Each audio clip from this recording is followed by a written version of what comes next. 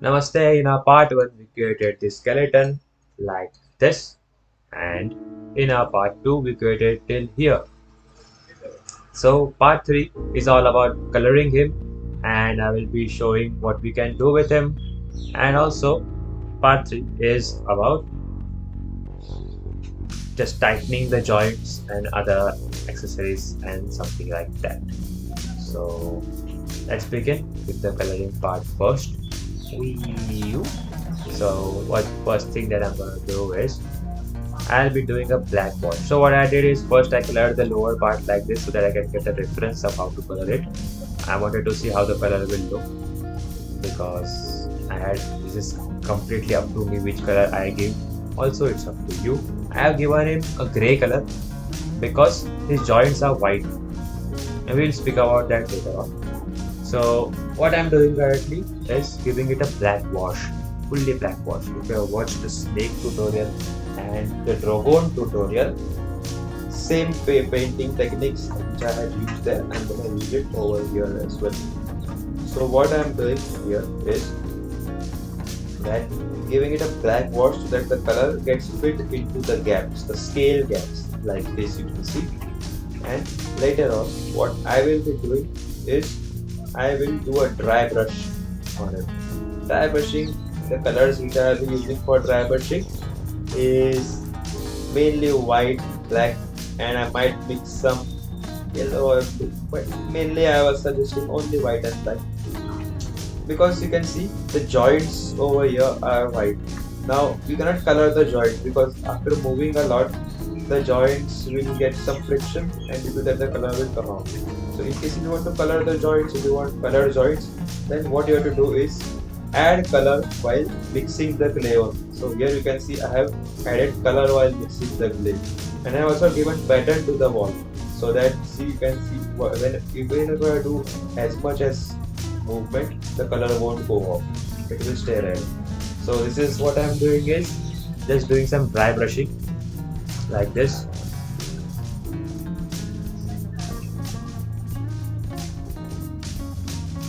Dry brushing is something which is very easy and I have explained it in many things. Discoloring is not something which I am showing it in very detail because that is something which you all know, and if you watch the dragon tutorial, Godzilla tutorial or even the snake tutorial, you will completely understand how to color, or even if you watch the turtle tutorial which I created, that will also give you the complete idea of coloring. So what I am doing here is adding some blue texture to it just to give it some cool look. Just to give her a cool look, sorry. I forget it's a her, right? Yeah. So you can see like this. This is I'm just doing dry brushing with white, and I guess now she's ready. It looks beautiful, right? According to me, she looks beautiful. You can give her any other color if you want, red, blue, black, green, whatever. And she surely looks beautiful. And now from now on, this whole video will be about only the reviewing this sculpture, like how I can do, what poses I can do, how can I tighten the joints, or what are the other uses of this, etc, etc, etc. So you can see over here that the color has gone fully all over the place.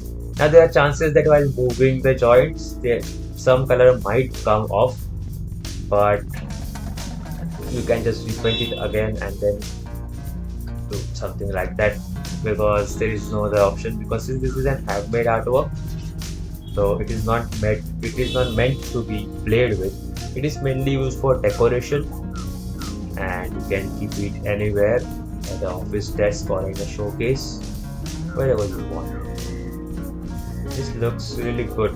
I mean, sorry I'm saying this again and again because I didn't plan to make this because this is something which I had not made any sketches or anything like that. I just take the clay and I started making it.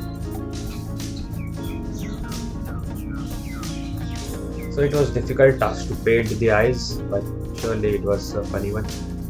So you can see like this. You can keep her like this. You can give her any looks that you want. Yes, and we can make a swim as well. Now we can do this swimming thing only when the joints are loose. Now if the joints are tight, it's difficult. But I prefer tighter joints over loose ones because we can do much more poses with tight joints. So what to do to make the joints tight? Well, that is one thing which I'll explain. That is that, see, you can see they are very loose right now. We cannot take the weight of the whole sculpture properly. So what I'll do, I just add some Estel Vetra glue that we had used before. I will add it on a surface, add tape to the surface first, and then take a paint tool and then do like this little bit. See, I'm just adding the glue to the paint tool first, and that glue I will be using with the help of this pin. I will be adding it on the ball joint like this, and after adding that I will keep on moving this. Please, this is this is such a step where we have to be very careful, because if you add too much of glue to this, then your ball joint won't move and your whole thing will go waste. What you have to do is break it and make it again. So if you are not confident about it, wait and try it on some other ball joints which have made some spare ball joints or something like that. Then you can try it on your main sculpture. See what I'm doing it, I'll keep on moving it again and again. And again, just focus on one ball joint at start. Just don't do this technique with all the ball joint first. Just make one ball joint tight, then move on to another one. Also add it to the below part as well, and then again keep on moving it. And now you can see that while moving it, I'm already using force, because you can see it is taking time to move. So you can see now that joint which I had tightened up, it is taking full weight, and the other joint is loose. But this one is fully tightened up, and also it has become fully hard, not very loose to move right now. So it's the same technique. I will do this to all the joints, but now you won't be able to swim with this, but it is completely fine because this is not meant to play anyways.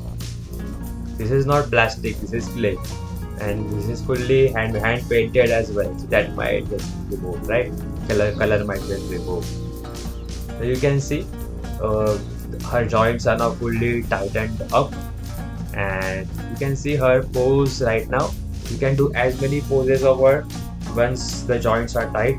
See, she can look up like this, and this pose is one of the coolest pose. I liked it a lot because we can keep her like this, and on your office table or something, it will look cool. You can make it and keep it there, and people will love it to see. You can see over here, she looks beautiful like this. And you can also do some stop motion animation as well with the help of this tightened joints like this, and you can keep her on your hand. So I guess this was enough with the sea dragon. And if you have any doubts, please let me know in the comment section below. I will try to answer them. And next we will be creating an action figure with only ball joints, and we will also be introducing hinge joints later on. So till then, see you next time with a new creation. Thank you.